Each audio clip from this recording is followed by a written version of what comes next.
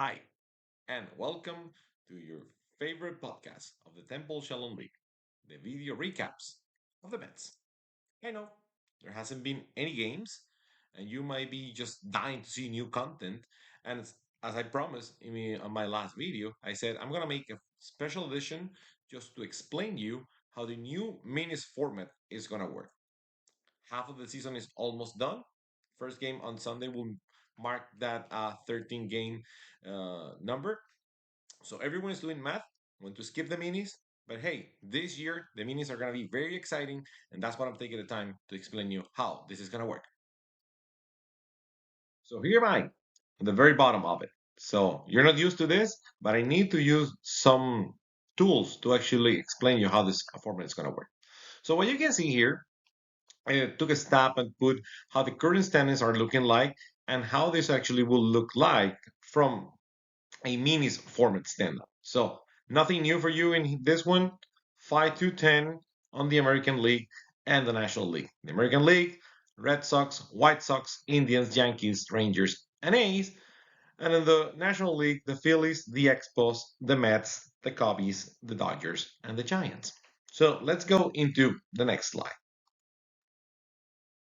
So the next slide, as you can see here, is separating the teams into what we're going to have as pools for the minis. So in this format, we're going to have four pools, two on each league, that will play into a round robin format.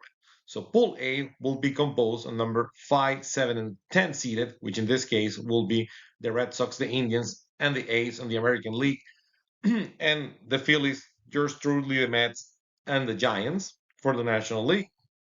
And on Pool B, you'll have 6, 8, and 9. So that will mean White Sox, Yankees, and Rangers on Pool B on the American League. And for the National League, that will be the Expos, the Cubbies, and the Dodgers. They're going to be playing round robin format, like I said before. And let me just explain you how this is going to work.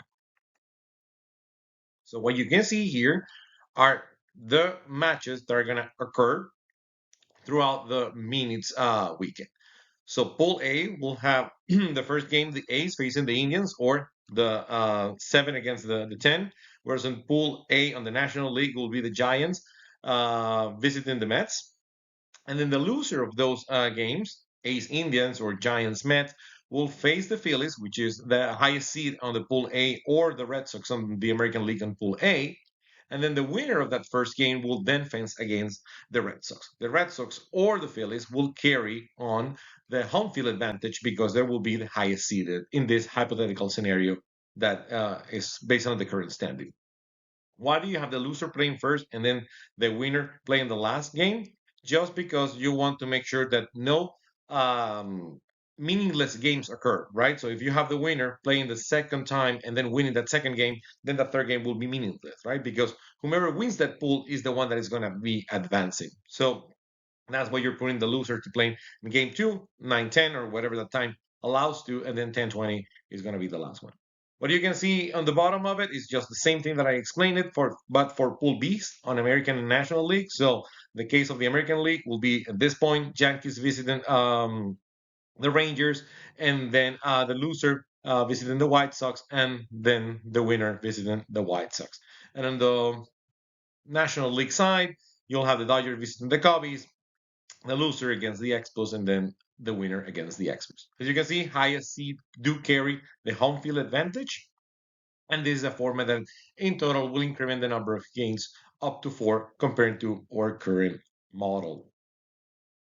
Whomever ends up winning that pool will become the team that qualifies to the big boys playoff. So let me just dive into how the tiebreaker is going to look like.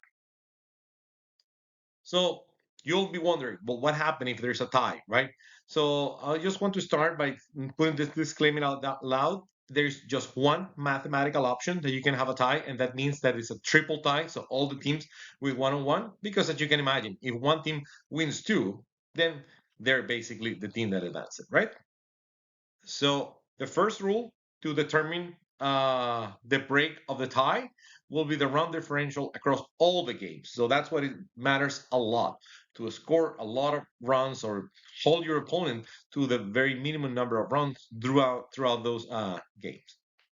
And if there happen to be a equal number of run differentials from the teams that are tied, the winning and losing record from the regular season will become the tiebreaker after all. So meaning teams number 5 and 6 on their respective leagues will have that advantage against the other, among with having the home field advantage and the ability to select the fields, because those 4 teams will have the ability to select fields 1 through 4 um, whenever the playoffs will start, right? So all in all, I think this format is going to bring a lot of excitement.